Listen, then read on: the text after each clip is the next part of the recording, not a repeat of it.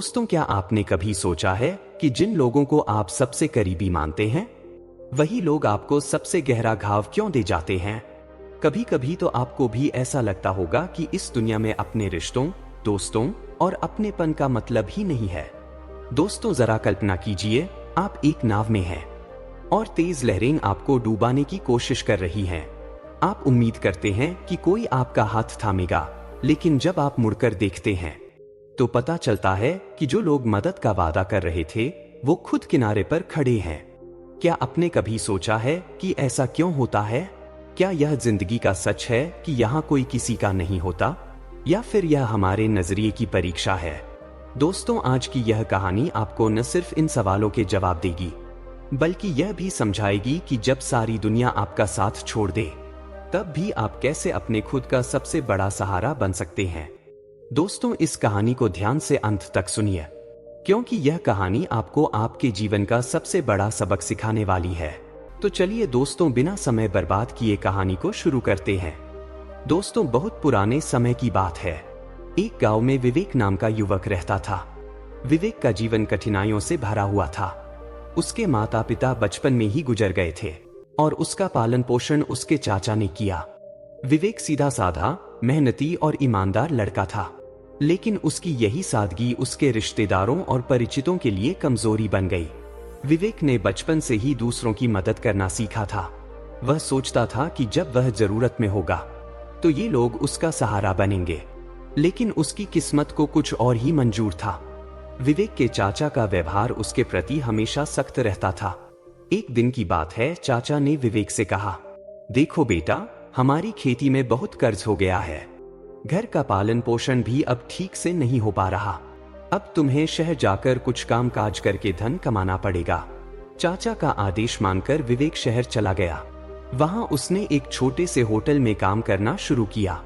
अब वह चाचा के कर्ज चुकाने के लिए हर महीने चाचा को पैसे भेजता था। लेकिन जब 2 साल बाद वह गांव लौटा तो उसने देखा कि चाचा ने वह पैसा खुद की जमीन खरीदने में लगा दिया था। जब विवेक ने इसका कारण पूछा तो चाचा ने कहा, तुम्हारे माता पिता की वजह से ही मैं परेशान हुआ हूँ। उन्होंने जो किया तुम्हारे लिए ही किया। चाचा की ऐसी बातें सुनकर विवेक का दिल टूट गया, लेकिन उसने अपने चाचा कुछ नहीं कहा।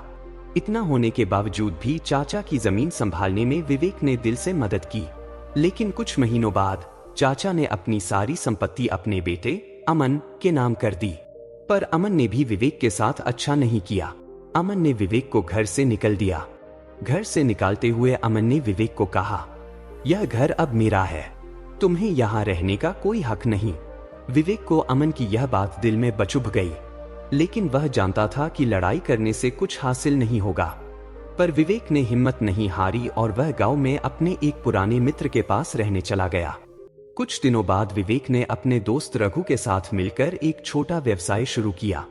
उन्होंने बाजार से कुछ कच्चा माल खरीदकर हस्तशिल्प के सामान बनाना शुरू किया। व्यापार अच्छा चल रहा था, लेकिन रघु ने धीरे धीरे सारा पैसा खुद के नाम पर कर लिया। जब विवेक ने पूछा तो रघु ने कहा, यह मेरा आइडिया था, तुम तो बस इसमें मेरी मदद कर रहे थे। चाचा और भाई से धोखा खाने के बाद विवेक को अपने मित्र से भी धोखा मिला। इतना कुछ होने बाद अब वह समझ गया था कि दुनिया में हर कोई अपना स्वार्थ देखता है। इन बार बार के विश्वासघातों से विवेक अंदर से टूट गया था। अब उसे महसूस हुआ कि उसके अपने कहे जाने वाले लोग ही उसे बार बार गिरा रहे हैं। एक दिन विवेक निराश होकर गांव के बाहर जंगल की ओर चल पड़ा। चलते चलते वह जंगल में एक पुराने बरगद के पेड़ के नीचे रुका।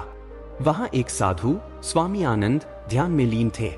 विवेक उनके पास गया और उन्हें अपने जीवन की सारी कहानी बताई। वह रोते हुए बोला, स्वामी जी, मैंने हर किसी के लिए अच्छा किया, पर आज तक सबने मुझे धोखा दिया और मेरा इस्तेमाल किया। लेकिन जब आज मुझे किसी अपने की सबसे ज्यादा जरूरत है, पर मेरे साथ मुझे कोई अपना खड़ा हुआ दिखाई नहीं देता। स्वामी जी, मुझे तो लगता है यहाँ कोई किसी का नहीं होता। स्वामी आनंद ने उसकी बातें शांत मन से सुनी। उन्होंने मुस्कुराते हुए कहा, तुम्हारे शब्द सही हैं, लेकिन अधूरे हैं। बेटा, इस पूरी दुनिया में कोई किसी का नहीं होता, क्योंकि हर कोई अपने अपने संघर्ष से लड़ रहा होता है। लेकिन इसका मतलब यह नहीं कि तुम हार मान लो। स्वामी जी ने विवेक से कहा, चलो आज मैं तुम्हें सिखाता हूँ। कि जब सब धोखा दे दे और आपका साथ छोड़ दे, तब भी आप कैसे अपने जीवन में खुद का सबसे बड़ा सहारा बन सकते हैं। इतना कहते हुए स्वामी आनंद ने विवेक को एक मिट्टी की कटोरी दे दी जो पानी से भरी हुई थी। उन्होंने कहा, इस कटोरी को लेकर इस कंटीले रास्ते से जाओ और इस जंगल के दूसरे छोर तक पहुंचो, लेकिन ध्यान रखना, पानी की एक भी बूंद गिरनी नहीं चाहिए। जब तुम वापस आओगे तो तुम्हें तुम्हारे सारे सवालों के जवाब मिल जाएंगे। विवेक ने कटोरी ली और चल पड़ा। रास्ता बहुत कठिन था। जमीन पर कंकड़ और कांटे थे। इस यात्रा के दौरान कई बार उसका पैर फिसला, लेकिन उसने कटोरी से पानी की एक बूंद को भी गिरने नहीं दिया। रास्ते में कुछ लोग उससे बातें करना चाहते थे, लेकिन वह रुका नहीं। उसने अपना पूरा ध्यान कटोरी पर रखा।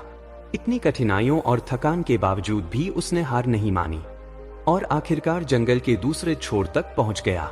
जब वह वापस लौटा तो स्वामी आनंद ने पूछा, क्या तुमने रास्ते में किसी से बात की? विवेक ने कहा, नहीं स्वामी जी, मेरा पूरा ध्यान कटोरी और पानी पर था। स्वामी आनंद ने मुस्कुराते हुए कहा, यही जीवन का सत्य है। यह कटोरी तुम्हारे सपनों और जिम्मेदारियों का प्रतीक है। जब तुम अपने उद्देश्य पर ध्यान केंद्रित करोगे तो दुनिया की समस्याएं और लोग तुम्हें विचलित नहीं कर पाएंगे। इस दुनिया में कोई किसी का नहीं होता, क्योंकि हर कोई अपनी कटोरी संभालने में व्यस्त है। विवेक को साधु की बात पूरी तरह से समझ में आ गई। उसने उस दिन से अपने जीवन को नए सिरे से शुरू करने का फैसला किया। उसने अपनी ऊर्जा और समय को अपने कौशल को सुधारने में लगाया। धीरे धीरे उसने मेहनत और ईमानदारी से दोबारा अपनी पहचान बनाई। धीरे धीरे उसके हालत सुधरने लगे और उसका कामकाज भी अच्छा चलने लगा। अब लोग उसकी सफलता को देखकर उसकी प्रशंसा करते थे, लेकिन विवेक ने कभी किसी से बदला लेने की नहीं सोची। साधु की परीक्षा ने उसकी सोच को पूरी तरह से बदल दिया था। वह अपनी ऊर्जा और समय को दूसरों से बदला लेने और नफरत करने की बजाय अपने कामकाज और अपने सपनों को पूरा करने में व्यतीत करने को ज्यादा अच्छा मानता था।